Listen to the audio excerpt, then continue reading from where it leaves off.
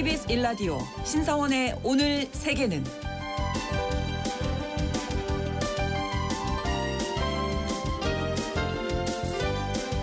안녕하십니까. 아나운서 신성원입니다.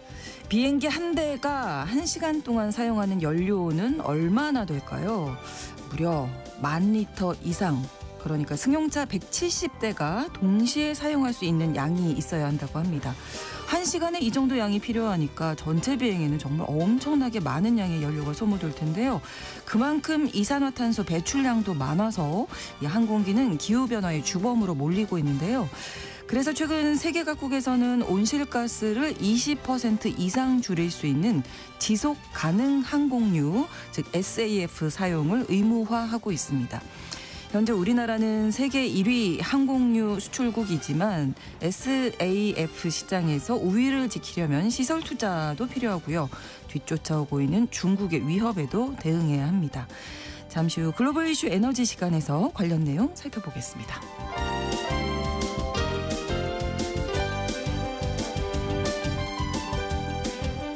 오늘 주목할 국제사회 뉴스는 헤드라인 뉴스와 키워드로 정리해드립니다. 통신원 취재 수첩 미국 시카고에서 전해드립니다. 트럼프 대통령이 로스앤젤레스와 워싱턴 DC에 이어서 시카고에 군대 투입을 예고한 가운데 주정부의 반발이 거세지고 있다고 합니다. 일리노이 주지사는 트럼프의 연방정부가 야당의 주정부를 침공한다면서 비난했다고 하는데요. 현재 상황 어떤지 통신원 연결해서 알아봅니다. 9월 3일 수요일 KBS 1라디오 신성원의 오늘 세계는 시작합니다.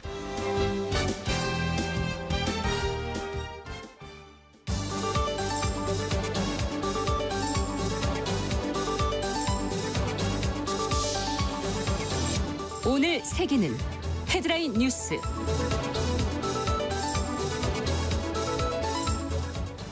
중국 전승절 80년 기념식이 우리 시각으로 오늘 오전 10시부터天安면 광장에서 시작됐습니다.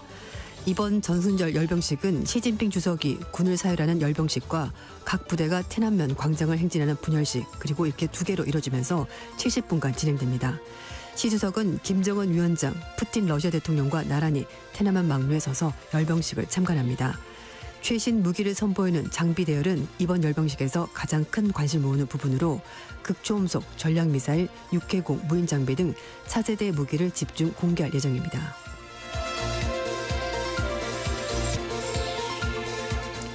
슬로베니아 정부가 2025년에서 2028년까지 유엔의 팔레스타인 구호기구에 추가로 400만 유로, 우리 돈으로 65억 원을 지원하기로 했다고 이 단체 측과 협정을 맺었습니다. 2023년 10월에 가자지구 전쟁이 시작된 이래 슬로베니아는 구호기구에 255만 유로, 우리 돈으로 41억 원의 지원금을 전달했습니다. 현재 유엔 안보리 비상임 이사국인 슬로베니아는 2014년 6월에 이미 팔레스타인을 국가로 승인했으며 가자지구의 정전과 평화회담을 줄기차게 요구해왔습니다.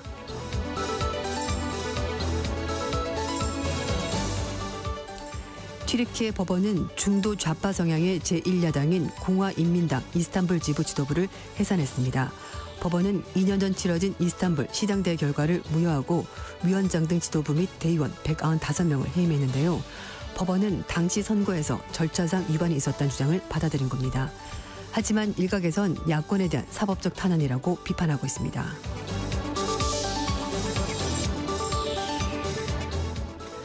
프랑스 정부가 언론인 살해 혐의를 받고 있는 바시아드 알-아사드 전 시리아 대통령에 대해서 체포영장을 발부했습니다. 프랑스 사법부가 알-아사드 전 대통령과 그의 동생인 하메르 알-아사드 등 시리아 전직 고위 관료 6명에 대해서 체포영장을 발부한 것으로 확인됐습니다. 2012년 시리아 동부 홈즈에서 발생한 폭발 사고로 영국 선데이 타임즈 소속의 마리 콜빈 기자와 레미 오클리크 사진 기자가 사망했고, 영국인 사진 기자와 프랑스인 기자, 시리안 번역가 등은 부상을 입었습니다. 국제인권연맹은 사망한 기자들은 알-아사드 정권이 저지른 범죄를 기록하기 위해서 포위된 도시에 잠입했으며 표적 폭격을 통해서 희생됐다고 주장했습니다.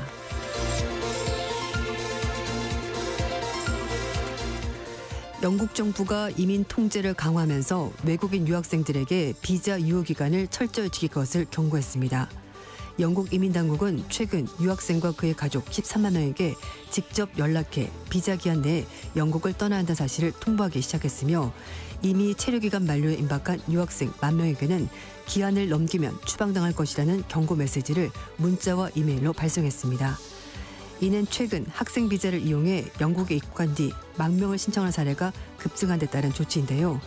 영국 정부는 최근 학생 비자 발급 기준도 한층 엄격히 적용해 유학을 명목으로 한 불법 이민 시도를 사전에 차단하겠다는 입장입니다.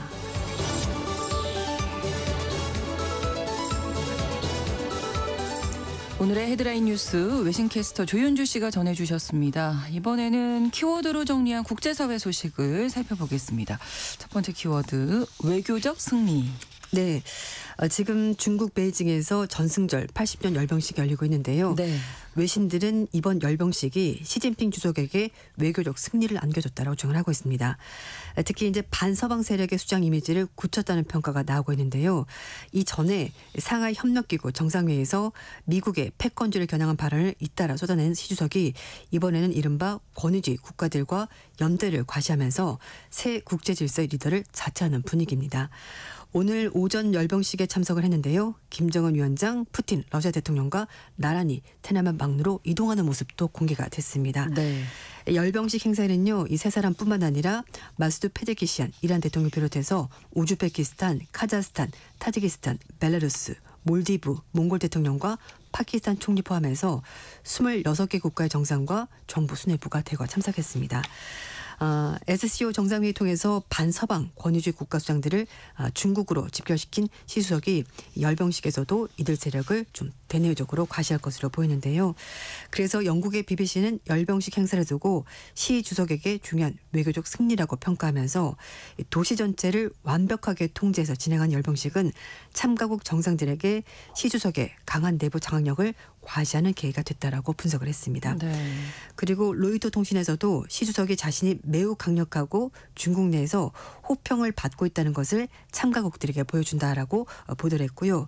푸틴 대통령과 김정은 위원장이 시 주석과 회동하는 것은 서방 주도 질서를 재정의하려는 권위주의 정권에 대한 시 주석의 영향력을 입증한 것이라고 보도했습니다. 뿐만 아니라 트럼프 대통령의 위협, 제재, 관세 주도 외교는 오랜 미국 동맹들을 긴장시키는 것이라고 평가했고요. 실제로 또 열병식을 하면서 이 보안에 굉장히 많은 공을 들이고 있는데 테난면 중심으로 해서 베이징 시내 곳곳이 차단됐고요. 테난면을 볼 수 있는 주변의 고층 건물도 이용이 차단됐습니다. 네. 또 이제 김정은 위원장이 열차로 도착하면서 베이징역 역도 굉장히 경비가 대폭 강화됐고요. 결국 시 주석이 이렇게 하는 것이 눈에 보이지 않는 그런 여러 가지 행보를 감안한다고 하더라도 내부적으로 시 주석이 중국을 통제하고 있다는 것을 아주 강력하게 보여준 계기가 될 것으로 보입니다. 중국 관영 언론들도 여전히 여러 가지 얘기를 하면서 시 주석에 대해서 외교 정보 지켜 세우고 있는 상황이 됐습니다. 그렇군요. 자, 다음 키워드입니다. 난 부럽지가 않아. 전혀 부럽지가 않아. 라고 트럼프 대통령이 얘기했을까요? 말했습니다. 네. 지금 이제 앞에도 말씀드렸습니다만 네. 사실 이번 주 내내 중국의 그 상하이 협력기구 회의 그리고 이제 열병식까지 이어지면서 중국을 중심으로 러시아 이런 나라들이 이제 합쳐지고 있는 상황이 됐는데요. 네. 이런 부분에 대해서 트럼프 대통령은 난 괜찮다, 부럽지 않다, 뭐 이런 식으로 얘기를 하는데요. 속내는 모르죠. 이건 이제 언론에서 말한 거기 때문에 그렇긴 한데요. 북중로 밀착에 대해서 전혀 자신은 우려하지 않고 있다는 입장을 밝혔습니다. 그러니까 부럽지가 않다라는 얘기가 되는 건데 트럼프 대통령이 러시아와 우크라이나 전쟁, 평화 협상이 지금 사실은 교착 상태에 빠졌거든요. 그렇죠. 특히 푸틴 대통령이 굉장히 소극적으로 나오고 있는데 거기에 대해서 실망했다라고 밝혔습니다. 네. 그렇지만 이번에 80주년 기념행사를 계기로 해서 북한, 중국, 러시아가 밀착하는 움직임에 대해서 자신은 전혀 우려하지 않는다라고 입장을 밝혔습니다. 네. 백악관에서 취재진과 얘기를 하면서 이런 얘기를 했는데요. 일단 푸틴 대통령 굉장히 실망스럽다라고 얘기를 했습니다만 우크라이나 사람들이 살 수 있도록 돕기 위해서 뭔가 할 텐데 그게 무엇인지는 구체적으로 밝히지 않았습니다. 그리고 북한, 중국, 러시아 이렇게 세 나라가 밀착하는 것에 대해서 미국에 대한 견제 세력이 아니냐라고 질문을 받았거든요. 네. 그랬더니 트럼프 대통령이 전혀 그렇지 않다라고 대답했습니다. 그러면서 중국은 미국이 반드시 필요하고 그래서 시진핑 주석과도 자신이 매우 좋은 관계를 유지하고 있기 때문에 중국은 미국을 필요하기 때문에 훨씬 더 미국이 더 유리한 상황이다라고 주장을 했습니다. 네. 그리고 트럼프 대통령이 그 라디오 쇼에서 인터뷰를 했었는데요.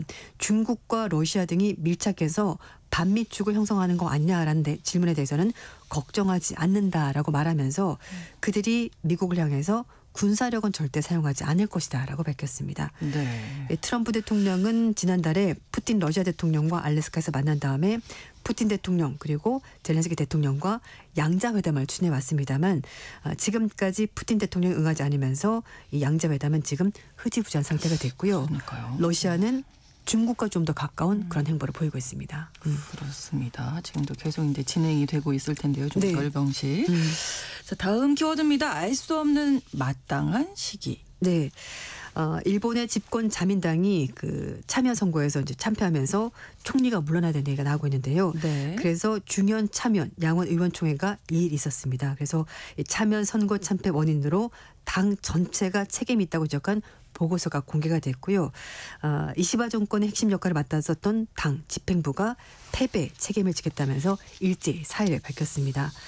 이 보고서 내용을 보면 고물가 대책으로 내세운 현금 지급 공약이 국민들에게 호응을 얻지 못했다는 점을 인정했고요. 네. 여기에다가 비자금 스캔들까지 터지면서 민심을 잃었다라고 파악했습니다. 하지만 이시바 시게루 총리의 개인적인 책임은 강조하지 않았고요. 당 전체가 유권자의 지지를 얻지 못해서 선거에 진 것이라고 결론 내렸습니다. 그래서 이시바 총리도 총회 끝나고 앞서서 이제 참여 선거 패배에 대해서 자신의 책임이다라고 고개를 숙였습니다. 네. 하지만 거취에 대해서는 지위에 연연하지 않는다라고 말을 하긴 했습니다만 네. 자민당 길을 제시하는 것이 자신의 책임이기 때문에 책임에서 도망치지 않고 마땅한 시기에 결론을 내리겠다고 밝혔습니다만 그 마땅한 시기가 언제인지는 구체적으로 밝히지 않았습니다. 네. 그 정치인들의 말이라는 것이 되게 좀 약간 모호하게 하는 부분이 있습니다. 그렇죠. 왜냐하면 예, 상황이 예. 달라지면은 네. 다르게 해석이 될 수 있고 갑작스러운 변수가 또 나올 수도 네, 있기 그런 때문에. 말을 바꿔야 되기 때문에 네, 그렇긴 네. 한데요.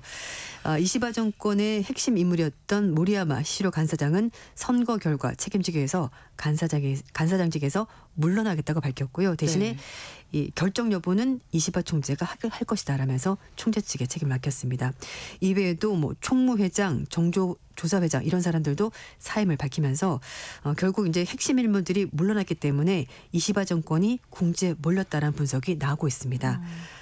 결국 이제 총리를 퇴진을 압박하는 모양새가 됐습니다만 그렇죠. 그런데 네, 줄줄이 사퇴하는데. 네, 이시바 총리는 지금 이제 물가 상승 웃도는 임금 상승 올리겠다라고 얘기를 하고 있고요. 네. 농업 증산 그리고 방위력 강화 이런 것들 얘기를 하면서 이게 사실 장기적인 과제거든요. 그렇죠. 이런 것들을 해야 된다라고 말하면서 유임의 의지를 나타내고 있습니다. 그러니까 실제로 진짜 물러날지는 좀 지켜봐야 되는 거고요. 네. 어쨌든 이시바 정권의 운명을 좌우할 조기 총재 선거 실시 여부가 8일 날 결정이 된다고 하는데요. 네. 자민당 규칙에 따르면 현재 당 소속의 의원 295명과 광역시자체 지부대표자 47명 포함해서 342명 가운데 과반수인 172명 이상이 찬성하면은 조기 총재 선거를 치를 수가 있는데 네. 이거를 할 때 이름이 공개가 된다고 해요. 그래서 이제 의원들이 약간 부담스러운 상황이 그러네요. 있을 수 있다라고 해서 진짜로 이시바 시게루 총리가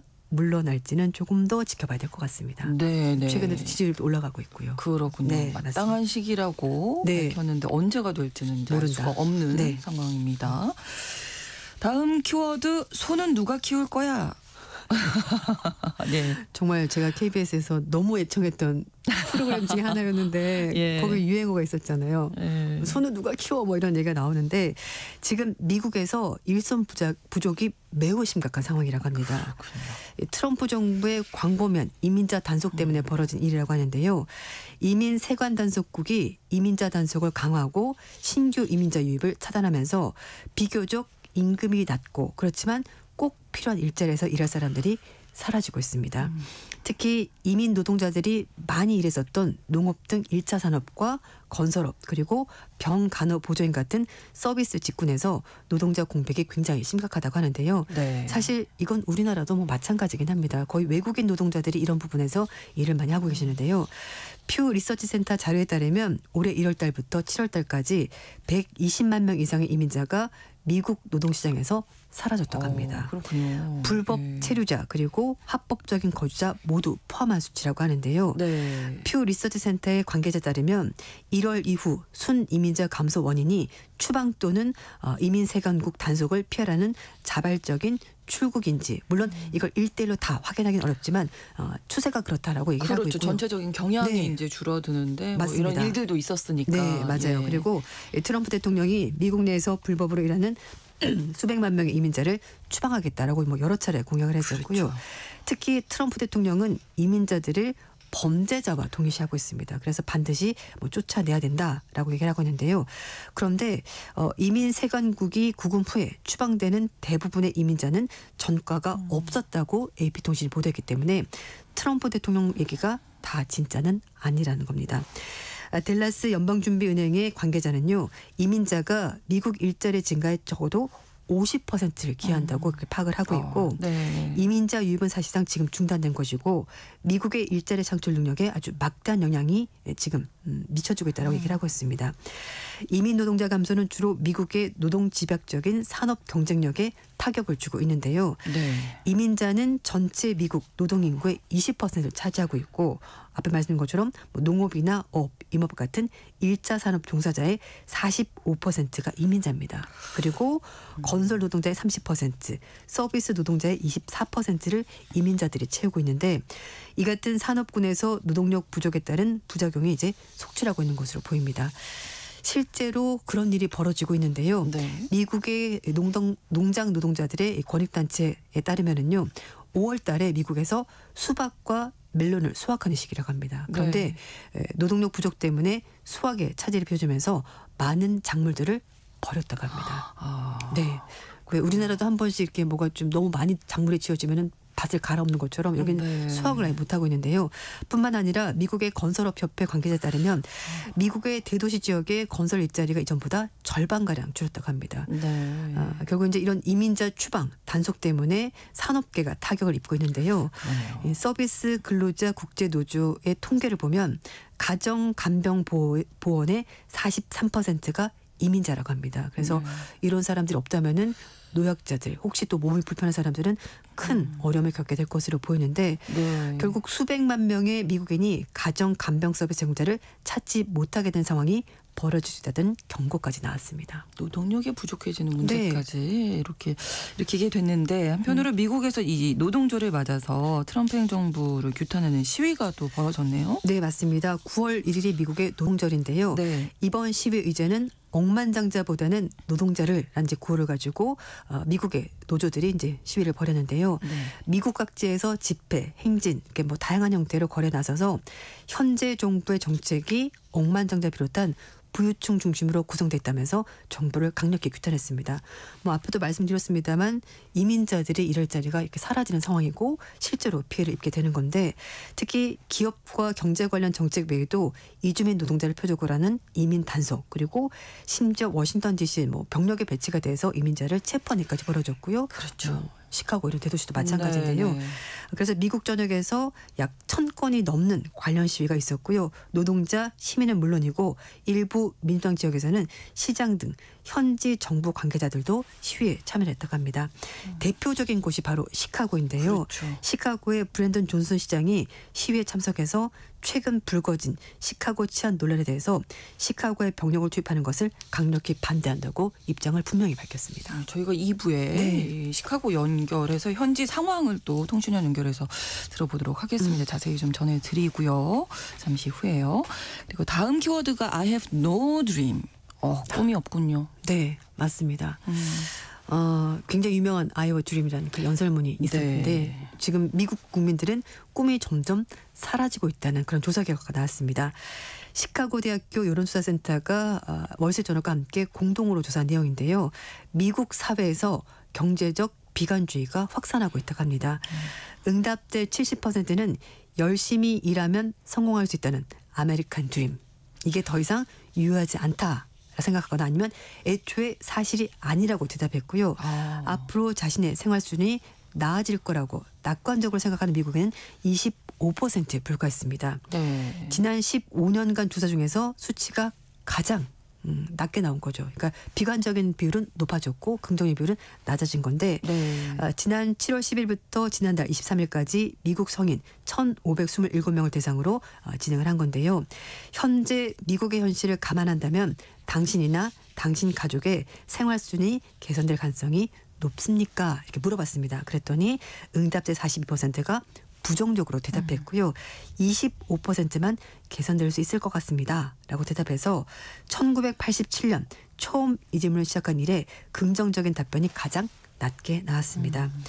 그리고 이건 우리나라도 마찬가지 고민일 것 같은데요. 미국도 지금 집값이 굉장히 많이 올랐거든요. 네네. 그 주택담보대출금도 많이 올라갔고요. 그래서 집값 고공행진이 계속되면 주택 구입이 가능할 것 같습니까? 라고 물어봤더니 56%가 아니요. 자신 없어요. 라고 대답했고요. 25%만 자신 있습니다. 라고 대답했습니다. 그리고 또 하나는 이것도 굉장히 우리나라와 비슷한데요. 자녀 세대가 자신보다 나은 삶을 살 것이라고 확신하지 못하는 응답자가 75%가 넘었습니다. 네. 그리고 응답자 60%는 자녀 세대가 주택을 구입할 수 있을지 낙관하지 못한다라고 대답했고요. 또 58%는 자녀 세대가 은퇴할 때 충분한 자금을 마련하지 못할 것 같다고 걱정을 했습니다. 미래가 불투명하다 이렇게 네. 전망을 하는 거네요. 요즘 부모님들이 걱정하는 거의 대부분의 걱정을 미국 부모님들도 하고 있었습니다. 네. 트럼프 대통령은 자신이 취임한 이후에 미국 경제가 전 세계에서 가장 강력해졌다라고 주장을 하고 있긴 합니다만 그러나 여론조사는 다른 시각이 확인된 셈인데요. 미국 경제가 세계 최고라고 믿는 응답자는 17%에도 불과했고요. 네. 다른 나라 경제가 훨씬 낫다라고 대답한 미국인이 40% 이렇게 나왔습니다. 스탠퍼드 대학교 경제학과 교수는요. 미국의 진정한 강점 중 하나가 끊임없는 낙관주의. 아메리칸 드림이었는데 그렇죠. 현재는 그 강점이 점점 사라지는 것 같다고 설명했습니다. 그만큼 현실이 힘들다. 네. 뭐 이런 얘기도 되겠네요. 물가도 너무 많이 올랐고요. 그렇습니다. 오늘의 헤드라인 뉴스와 키워드 외신캐스터 조윤주 씨와 함께했습니다. 고맙습니다. 네, 감사합니다. KBS 라디오 신성원의 오늘 세계는 1부 마무리하겠습니다. 11시 30분부터 일부 지역에서는 해당 지역 방송 보내드립니다. 호세 제임스의 노래 Lean on Me 함께 듣겠습니다.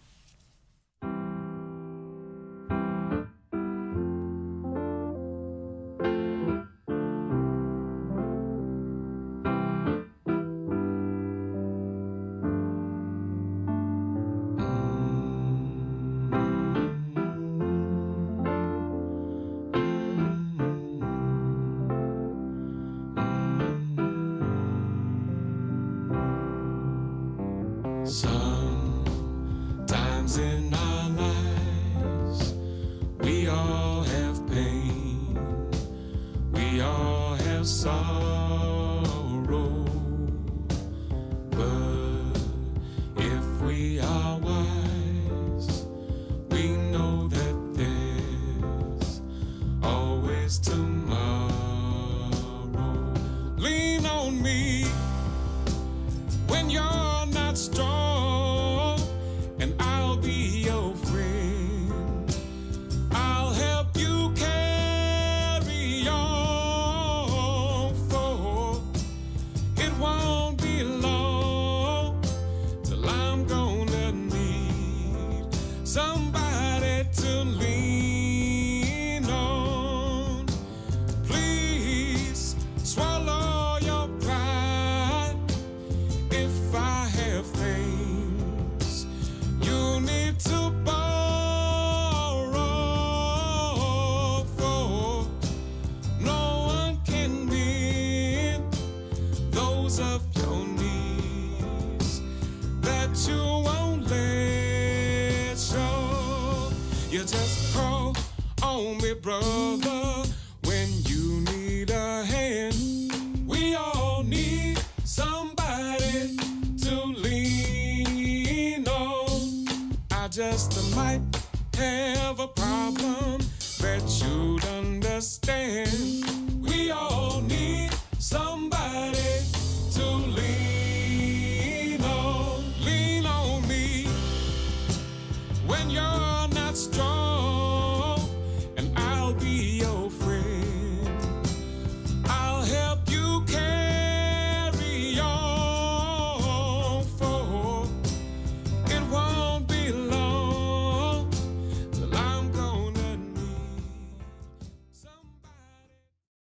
지금 시각은 11시 30분입니다. KBS Ladies and gentlemen. 국제사회의 다양한 뉴스를 한눈에 KBS 1라디오 신성원의 오늘 세계는 세계를 바로 보는 최소한의 투자입니다.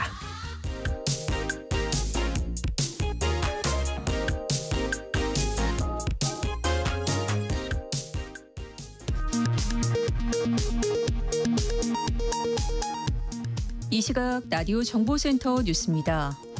중국의 제2차 세계대전 승전 80주년 기념 열병식이 각국 정상들이 참석한 가운데 오늘 오전 베이징에서 열렸습니다. 김정은 북한 국무위원장은 시진핑 중국 국가주석, 푸틴 러시아 대통령과 함께 천안문 막로 한가운데에 나란히 섰습니다. 북중러 정상의 만남은 66년 만입니다. 이재명 대통령은 어제 청와대 영빈관에서 민주당 원외 지역위원장 90여 명과 만찬을 함께하고 지금 인기를 누리는 것보다는 퇴임하는 날 실적과 성과로 좋은 평가를 받는 게 중요하다고 말했습니다. 더불어민주당 정청래 대표는 국민의힘 나경원 의원이 국회 법사위 회의 도중 조국혁신당 박은정 의원을 향해 초선은 가만히 앉아있으라고 호통을 친 것을 두고 믿고 싶지 않은 역대급 망언이라고 비판했습니다. 국민의힘 장동혁 대표는 내란 특검팀의 국회 본청 내 원내대표실 압수수색 시도에 대해 국민의힘 사령부의 팔다리를 부러뜨리고 야당의 입에 재갈을 물리겠다는 저급하고 비열한 정치 공작이라고 비판했습니다. 윤석열 전 대통령 부인 김건희 씨가 나토 순방 당시 착용한 고가의 목걸이를 서희건설 이봉관 회장에게 받은 것이 맞다고 시인한 것으로 KBS 취재 결과 확인됐습니다. 김 씨는 인사청탁 의혹은 강하게 부인하고 있는 것으로 알려졌습니다. 이른바 김건희 집사 게이트 의혹과 관련해 IMS 모빌리티 조영탁 대표 등에 대해 청구된 특검의 구속영장이 서울중앙지법에서 기각됐습니다. 지금까지 라디오 정보센터 뉴스 정한나였습니다.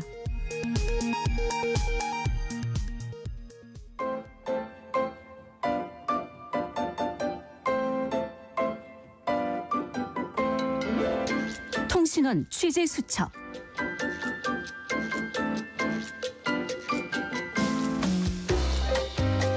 통신원 취재 수첩입니다. 오늘은 앞서 말씀드린 대로 미국 시카고로 가보겠습니다. 유정임 통신원 연결돼 있습니다. 안녕하세요.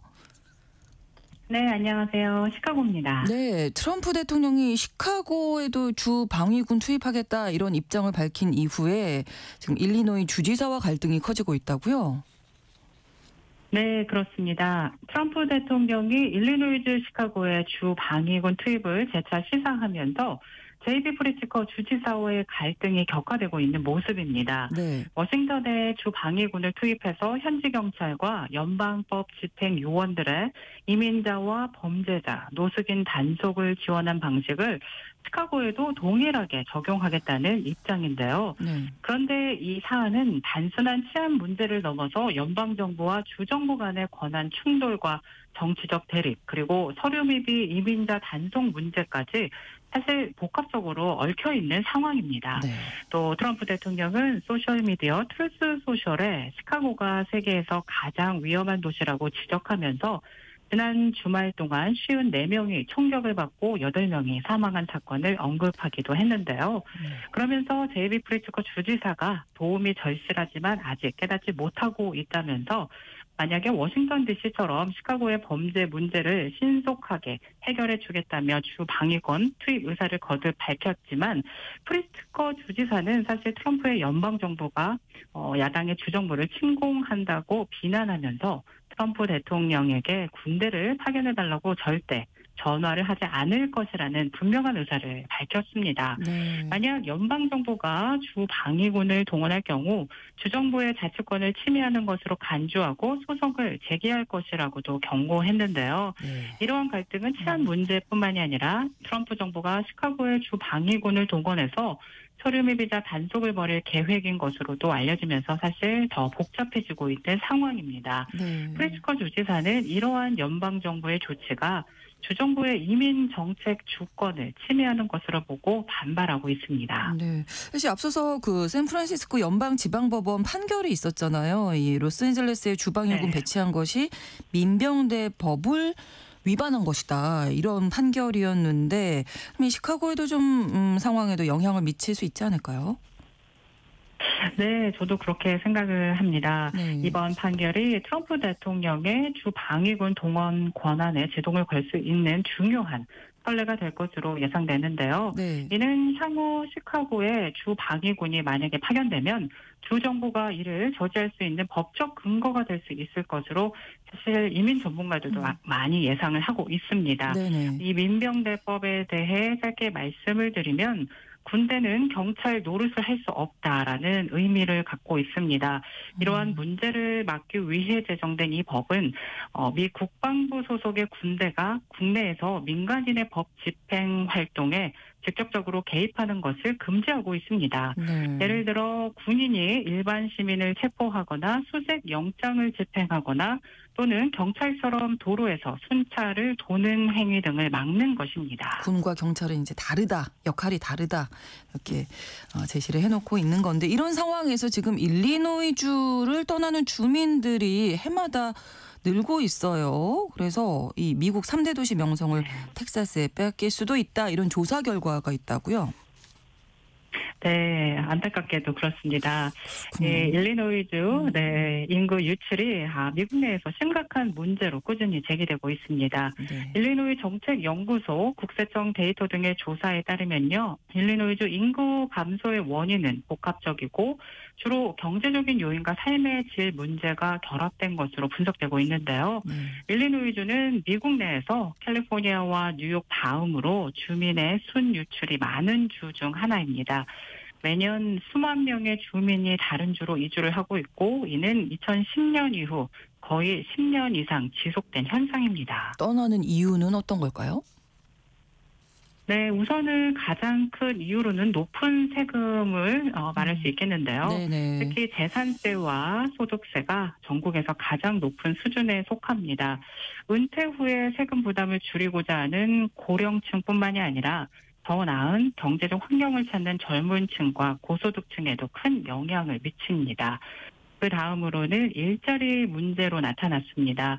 일리노이주의 높은 법인세와 규제는 기업 유치를 어렵게 하고 이는 곧 일자리 기회 감소로 이어질 수 있겠는데요. 네. 젊은 층과 핵심 노동 연령대의 인구가 줄어드는 이유 중 하나로 더 나은 직업을 찾아서 타주로 떠나는 경향이 뚜렷하게 나타나고 있습니다.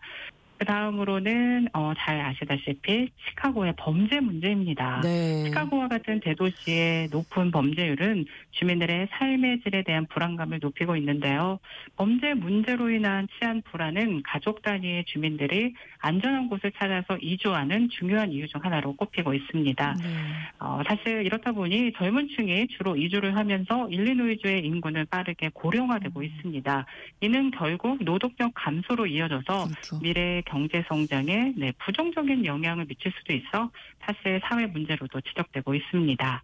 그렇기 때문에 주 자체에서는 이러한 인구 유출 문제를 해결하기 위해서 경제 정책과 세제 개편 등을 고민해야 하는 상황에 놓여 있는 것이 사실입니다. 그렇군요. 그러면 일리노이주를 떠나면 어느 주로 많이들 가나요? 우선은 조사 내용에 따르면요. 플로리다와 인디애나, 위스콘신, 텍사스 등으로 조사가 됐는데요. 네. 이들 주는 대체로 세금이 낮거나 기후가 따뜻하다는 공통점을 가지고 있습니다. 그러네요. 또 위 도시들이 전반적으로 시카고보다 주택 가격 등 생활비가 저렴하고요. 이런 것 때문에 인구 유입에 긍정적인 영향을 미치고 있습니다. 네. 특히 젊은 전문직 종사자와 은퇴자들이 이주를 결정하는 데 중요한 요인으로 작용하고 있는 것으로 조사됐습니다. 네. 소식 오늘 고맙습니다. 네, 고맙습니다. 네, 미국 시카고에서 유정임 통신원이 전해드렸습니다.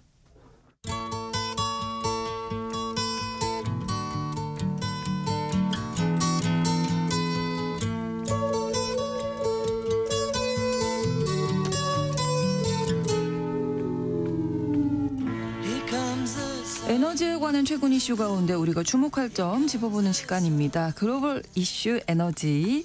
오늘도 법무법인 율촌 수석 전문위원이신 최준영 박사님 모셨습니다. 어서 오세요. 네, 안녕하세요. 자, 오늘은 어떤 에너지에 대한 이야기를 준비하셨을까요? 이제 뭐 9월도 됐으니까 네. 분위기를 좀 바꿔보죠. 네, 드디어 이제 휴가철도 막을 내리게 됐습니다. 정리가 되는 것 같아요. 휴가철에 이제 해외여행 많이 다녀오셨죠? 네. 예. 그래서 이제 공항에 가보면 비행기들이 참 많은데 그렇습니다.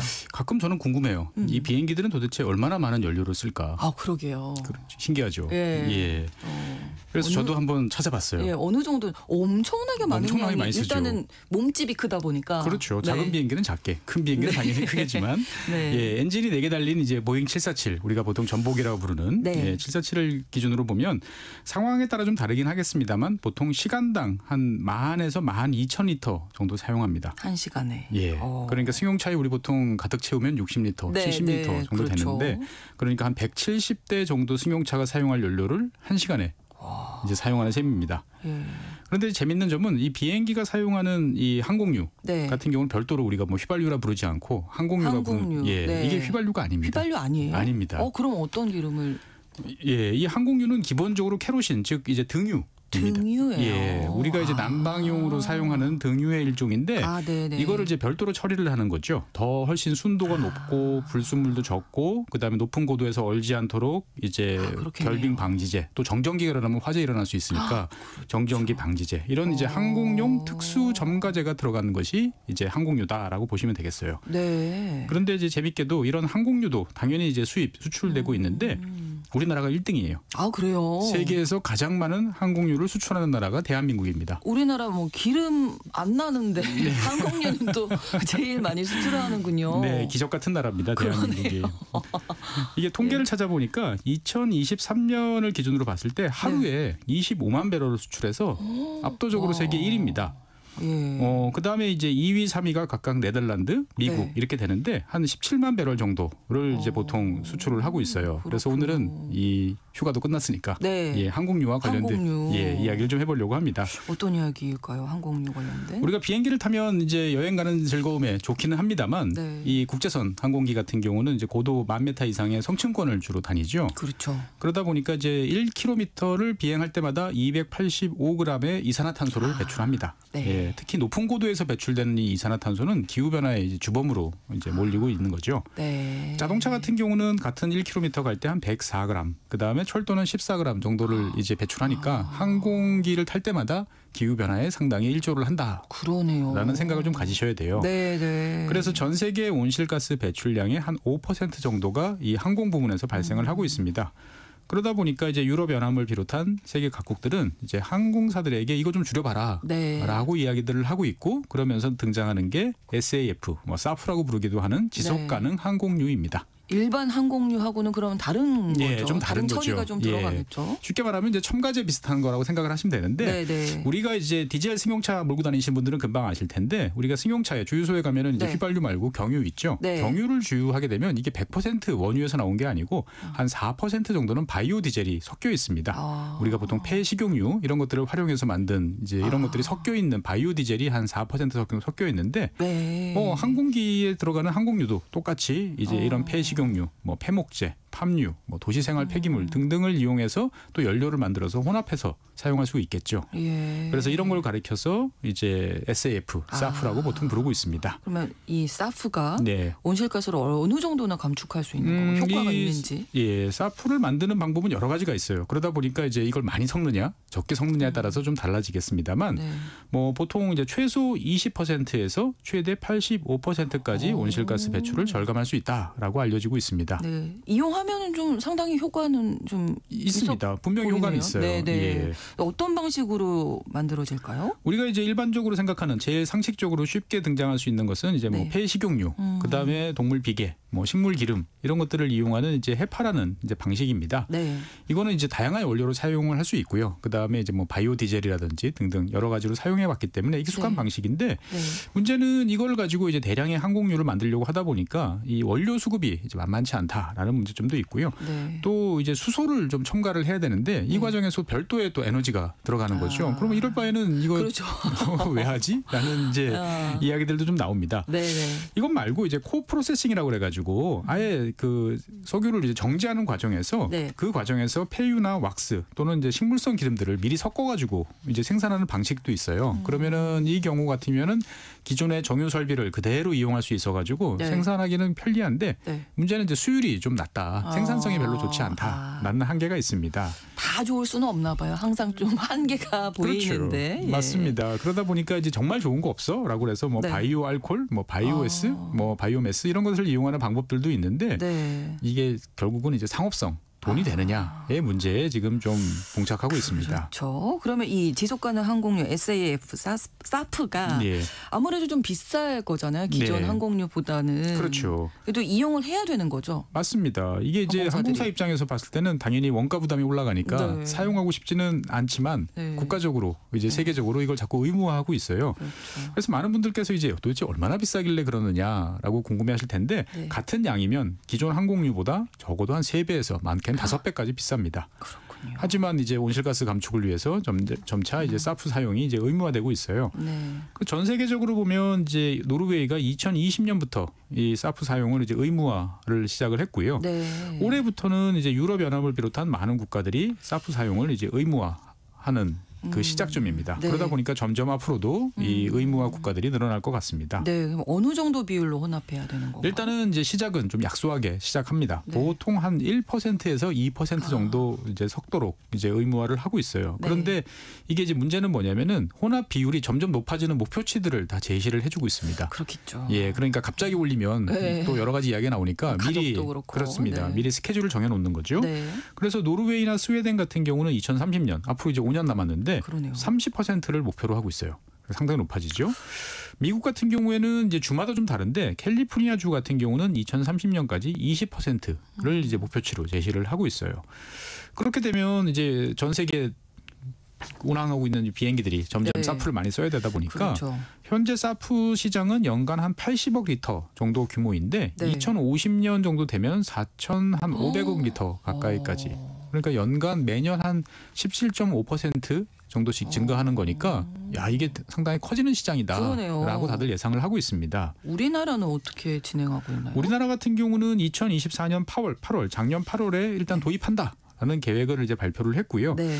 그래서 일단은 이제 2027년부터 의무화를 이제 지금 염두에 두고는 있는데 네. 뭐 이제 혼합 비율은 아직 발표되지가 않고 있습니다. 그래서 원래는 이제 2025년 올해 상반기에 이거를 이제 확정할 예정이었는데 네. 뭐 당연히 여러 가지 문제로 좀 늦어지고 있습니다.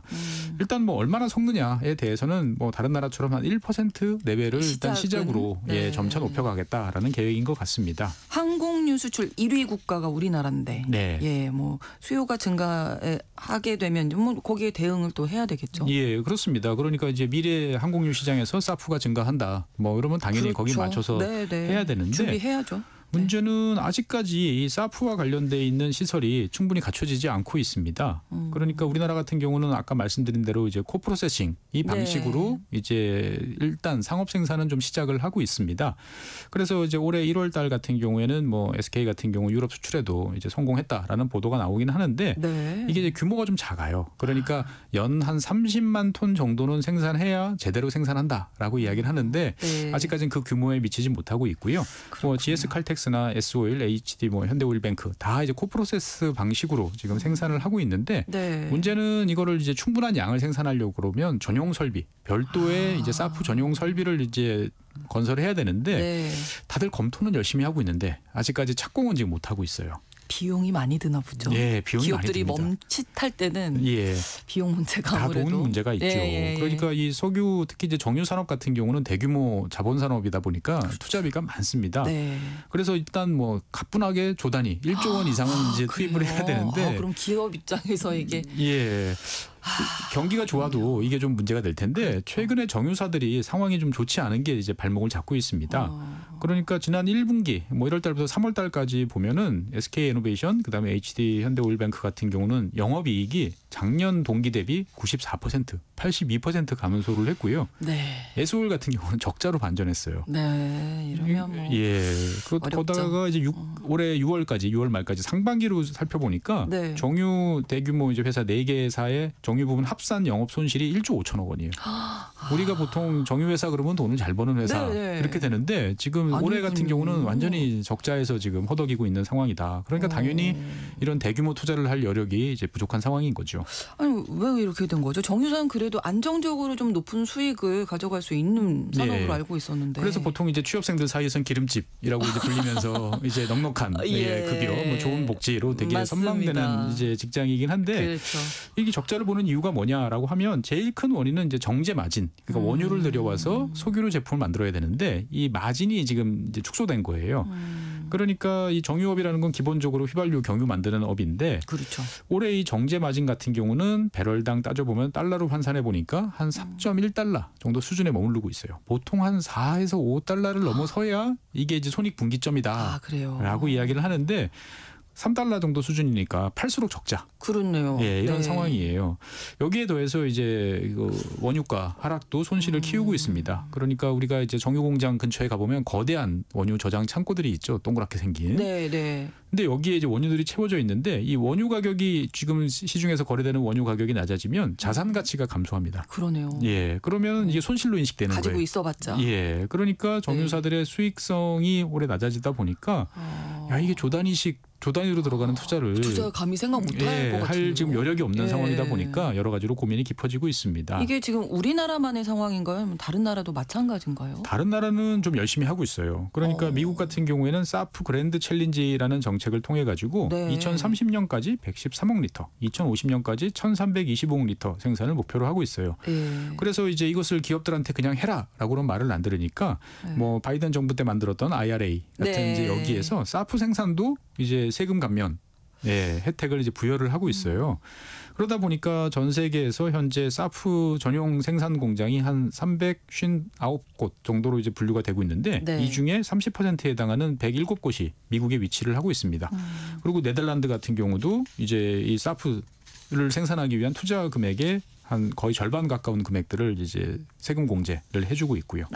그리고 무엇보다도 중요한 거는 항공사들이 이걸 사야 되는데 그렇죠. 이 비용 부담 때문에 좀 망설이고 있다 보니까 네덜란드 같은 경우는 항공사들한테 톤당 500유로씩 사프를 구매할 때마다 보조금을 얹어주고 있습니다. 우리 옆 나라인 일본 같은 경우도 뭐 법인세 공제, 그다음에 리터당 뭐 30엔 정도의 세액 공제 이런 것들을 제공하면서 일단 기업들 부담을 좀 덜어주고 항공사들도 이거를 부담 없이 쓸 수 있도록 지금 만들어주고 있어요. 그런데 이제 문제는 뭐냐면은 다들 이렇게 사프 시장이 커질 거다라고 생각을 했는데 의무적으로 사용을 해야 하니까. 그렇죠. 그런데 작년 말 올해 초를 이렇게 보니까 이 유럽의 사프 산업이 이제 마진율이 생각보다 적더라.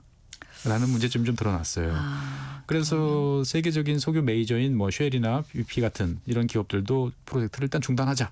아니면 좀 보류해보자. 라는 이제 이런 상황으로 지금 상황이 좀 바뀌고 있습니다. 사용하긴 해야 하는데 여러 가지로 좀 애매한 상황이네요. 좀 겹쳐 있는 것 같아요. 그렇습니다. 그러다 보니까 문제는 다들 안 하면 괜찮은데 또 중국은 되게 공격적으로 또 좀 나가고 있습니다. 중국이 왜 안 나오나 했습니다. 중국 같은 경우는 이제 폐식용유를 기반으로 한 사프 생산 설비에 10억 달러 이상을 지금 투자를 하고 있는데 중국은 당연히 이 기름 많이 쓰는 나라잖아요. 식용유. 그렇죠. 세계 폐식용유 보유량 또 1위 국가다 보니까 원료가 넘쳐나는 또 그런 국가이기도 합니다. 중국도 사프 사용 의무화하고 있겠죠? 아직까지는 아니에요. 아직은 아닌데 이게 수출용으로 지금 많은 기업들이 투자를 하고 있고 그래서 생산하는 이 사프를 이제 유럽에다가 갖다 팔고 있죠. 그러다 보니까 이제 유럽 업체들이 이 수입산 중국산 사프 때문에 이제 못 살겠다라고 지금 또 어려움을 호소를 하고 있습니다. 네, 자 그러면 석유화학에 이어서 정유도 중국 업체 때문에 좀 어려움을 겪는 기업들이 많아지겠다. 그러니까 당장은 이제 정유 산업 자체는 이제 문제가 아닌데 문제는 이제 미래 먹거리를 점점 잠식당한다는 거죠. 그러니까 항공유 같은 경우는 우리나라 정유사 실적의 한 15에서 20% 정도를 차지하는 중요한 핵심 품목입니다. 그런데 미래 시장인 사프에서 만약에 밀리게 된다. 그러면 우리의 경쟁력이 과연 정유 부분에서 지금처럼 유지될 수 있을 것이냐라는 이제 의문이 제기되고 있는 거죠. 네, 또 우려되는 부분이 있을까요? 그러니까 이게 사프와 관련된 여러 가지 이야기들이 좀 공허한 약속 아니냐, 말잔치 아니냐라는 이제 이런 이야기들 좀 있고, 그러니까 항공업계는 아니 사프가 충분히 생산되면 비용이 낮아질 텐데 너무 비싸다라는 거고, 정유업계는 아니 항공업계가 충분히 사준다고 약속하면 우리 투자할 거야라고 하는데 지금 수요가 못 미치니까, 그러니까 어떻게 보면 원료 수급도 좀 한계가 있고 차세대 기술은 아직 좀 상용화가 좀 멀고 지금 여러 가지 좀 문제점들이 있습니다. 이런 상황에서 우리나라 어떻게 좀 대처를 해야 할지. 잘했지. 네, 일단 정유업체들은 다른 나라만큼 좀 도와주세요라고 정부한테 좀 요청을 하고 그렇겠네요. 있습니다. 네, 그러니까 지원을 원하겠죠. 네, 물론 이제 핵심 생산 기술인 수소 첨가 바이오 에너지라는 기술이 있는데 요거는 네. 이제 국가 전략 기술에 포함돼서 투자 금액의 15% 정도를 세액 공제 가능하지만 다른 나라 같은 경우는 거의 절반 가까이 이런저런 공제 혜택을 주는 것과 비교하면 좀 모자라겠죠. 그렇죠. 그리고 이제 생산 세액 공제 이런 걸 좀 통해 가지고 여러 가지로 비용 부담을 좀 낮춰주는 게 필요하고 무엇보다도 저는 전기요금이 이게 사실 제일 문제입니다. 정유 산업에도 전력이 많이 필요한데 지난 그렇죠. 여러 번 말씀드린 것처럼 3년간 70% 이렇게 올라버리니까 기업들이 이제 참 부담이 커진 상태입니다. 전체적으로 좀 생산 비용을 낮춰주는 게 관건이겠네요. 그렇습니다. 무엇보다도 이제 이 항공유 시장은 수요자 우위 시장이죠. 항공사가 이것을 사겠다라고. 예. 그러니까 이제 이 항공업계를 포함하지 않고 연료 공급자, 정유사에 대해서만 자 이거 만드세요라고 하면 나중에 이거 안 팔리면 어떡하지? 그렇죠. 라는 이제 고민을 하다 보니까 이 항공사에 대해서 의무화 때 이제 뭐 구매 유인책 다른 나라처럼 보조금을 좀 준다든지 그렇죠. 하는 이런 정책들이 필요하고 무엇보다도 네. 양쪽이 좀 의견을 맞출 수 있도록 정부가 좀 잘 나섰으면 좋겠습니다. 네.